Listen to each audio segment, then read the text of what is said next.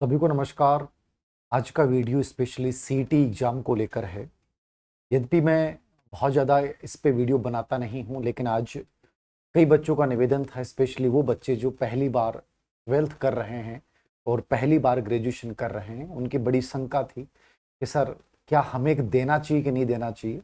दूसरा सवाल उन बच्चों का था कि जो टीचर भर्ती की प्रिपरेशन कर रहे हैं, क्या हम सबको वापस से सीईटी की ओर जाना चाहिए, या जो थर्ड ग्रेड की हम कर रहे हैं, सेकंड ग्रेड कर रहे हैं, ग्रेड फर्स्ट कर रहे हैं, उसी में हमें पूरा इन्वॉल्व होना चाहिए। दोनों बच्चों के लिए मेरा सवाल है, दोनों बच्चों के लिए वीडियो है। दो तीन बातें मैं क्लियर करना चाहूंगा कि इस बार जो सीईटी हो रहा है, थोड़ा सा पैटर्न उसका अलग है। पैटर्न क्या है, आपने बहुत सारे वीडियो में इस बात को देख लिया होगा। अब तक जो सीईटी का एग्जाम होता था उसमें नेगेटिव मार्किंग नहीं होती थी। पहली बार नेगेटिव मार्किंग होगी, यानी कि आपको पेपर बड़ी सावधानी से देना है। तो अब मान के चलिए कि जो रिजल्ट, वैसे भी खैर पहली वाली सीईटी का रिजल्ट भी बहुत अच्छा रहा है। मतलब बहुत सब लोगों की सीईटी नहीं हुई, आप सबको पता है। लेवल अधीनस्थ सेवा चयन बोर्ड का बहुत अच्छा आता है, लेकिन बोर्ड के अध्यक्ष ने इस बार क्लियरली मेंटेन किया है कि नेगेटिव मार्किंग होगी। पेपर का लेवल अच्छा आएगा। अच्छा मतलब वैसे भी अच्छा ही आता है, तो आप समझ जाइए कि पेपर का लेवल अच्छा आएगा। मतलब सीईटी इसलिए जरूरी हो गया है कि आप सीईटी नहीं कर रखी है तो आप एलिजिबल ही नहीं हो। चाहे वो राजस्थान पुलिस हो, चाहे पटवारी हो, चाहे वीडियो हो, बहुत सारी ऐसी भर्तियां हैं जिनके लिए आप एलिजिबल ही नहीं होते हैं। तो सबसे प्रारंभिक रिक्वायरमेंट है कि आपकी सीईटी होनी चाहिए। जैसे टीचर बनने के लिए आपके रीट होना जरूरी है। तो जो पहली बार बच्चे ग्रेजुएशन करके निकल रहे हैं, या इस बार उन्होंने 12th किया है, उन बच्चों को बहुत सीरियसली इसको लेना चाहिए। और सीरियसली क्या लेना है, बहुत ज्यादा दिमाग नहीं लगाना है। राजस्थान बोर्ड की जो बुक्स हैं उनको अपना बेस बनाना है। आप ओल्ड सीईटी के पेपर देखोगे, जो भी राजस्थान जीके के प्रश्न है, क्योंकि आपका पूरा राजस्थान जीके आएगा, पूरा राजस्थान का करंट आएगा, आपके मैथ रीजनिंग आएगी, ठीक है, इंडियन हिस्ट्री के प्रश्न आएंगे, तो टोटली इंग्लिश हिंदी आएगी, कंप्यूटर साइंस आएगा। तो ये एक ऐसा सिलेबस है, यदि आप सीईटी को बहुत गंभीरता से करते हैं तो मेरा ये मानना है कि बाद में आपको कभी दिक्कत नहीं होगी। दिक्कत क्यों नहीं होगी, क्योंकि आपकी आरएस की तैयारी होगी, आपकी युवा आरोग्य की तैयारी हो गई, आपकी पटवारी, वीडियो, राजस्थान पुलिस, मतलब लगभग जितने भी राजस्थान के कंपटीशन एग्जाम होते हैं, यदि आपने सीईटी को बहुत ढंग से कर लिया है तो आप मान के चलिए कि आपका बेस बहुत अच्छा तैयार हो गया है। तो मैं ये चाहूंगा कि जब पहली बार आप एग्जाम दे रहे हैं, तो बजाय कि इस बात के डरने की कि पेपर कितना हार्ड आएगा, आपको अभी से तैयारी शुरू कर देनी चाहिए। और जिसकी पात्रता नहीं है उसको कभी इंतजार नहीं करना चाहिए, चाहे वो रिट की कर रहा हो। वो इंतजार क्यों करे कि विज्ञापन आने के बाद करूंगा मैं। बेस क्या करना है, आपको सिर्फ इतना सा करना है कि राजस्थान बोर्ड की जितनी भी बुक्स हैं, राजस्थान बोर्ड का जो सार है, चाहे वो हमारी संजीवनी या कोई भी ऐसी बुक, उसको अच्छे से निकालिए। टेस्ट सीरीज के माध्यम से अभ्यास कीजिए, ऑनलाइन ऑफलाइन जैसा आपको मिलता है। ऑनलाइन कोर्स उसी पार्ट का लें जो आपको लगता है कि मेरे लिए मुश्किल है, मैं पहली बार पढ़ रहा हूं। जैसे मान ली किसी को इंग्लिश नहीं आती, किसी को मैथ रीजनिंग नहीं आती है। बाकी जीके एक ऐसा पार्ट है जिसको आप सेल्फ खुद पढ़ेंगे तो आपको समझ में आ जाएगा। जितने पीवाई क्यू निकालेंगे उतना ही आपके समझ में आएगा।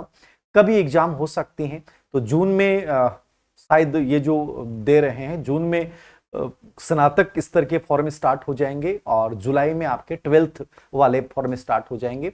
मतलब जस्ट आगे पीछे यही, जैसे नवंबर में ये कह रहे हैं कि हम स्नातक वाली सीईटी करवा देंगे और दिसंबर में जो 12th वाली करवा देंगे। तो आप मान के चलिए कि मे बी हो सकता है आगे हो जाए, कि नवंबर में जो होनी हो दिसंबर में हो जाए, दिसंबर में होनी हो जनवरी में हो जाए। लेकिन आप तो ये मान के चलिए कि मेरे पास आज मई है, तो जून, जुलाई, अगस्त, सितंबर, अक्टूबर, लगभग मेरे पास 4 से 5 महीने हैं। इस 4 से 5 महीने में मुझे सीटी की इस प्रकार से प्रिपरेशन करनी है कि इससे जुड़ी हुई जितनी भर्तियां हैं, जितनी एग्जाम है, उन सब का एक फाउंडेशन तैयार हो जाए, ताकि मुझे बार बार नहीं पढ़ना पड़े। कंपटीशन को कभी भी इस चीज में मत लीजिए कि मुझे पात्रता करनी है, मुझे 40% नंबर लाने, नहीं। मुझे इस प्रकार से तैयार करना है कि यहां आने वाली चीजें मेरी ऐसी हो गई हैं कि इससे रिलेवेंट कोई भी एग्जाम भविष्य में देता हूं तो मुझे कोई दिक्कत नहीं आनी चाहिए।